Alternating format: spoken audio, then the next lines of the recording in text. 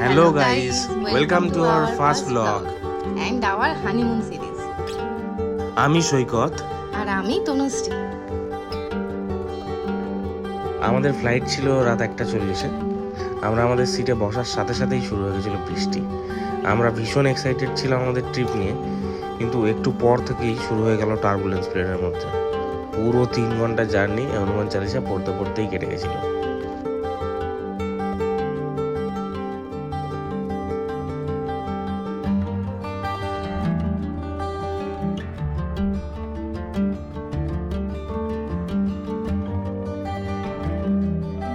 Finally আমরা land করলাম দিল্লি।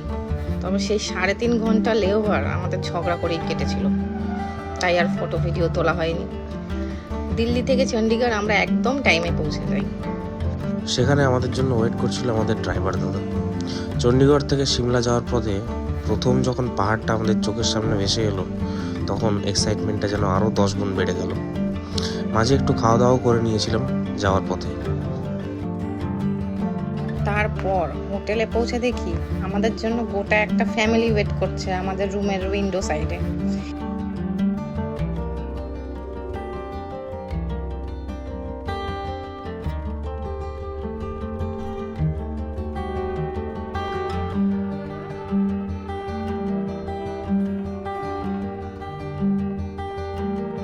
একটু রেস্ট নিয়ে চলে গেছিলাম ম্যাল রোড, চার্চ, কালীবাড়ি।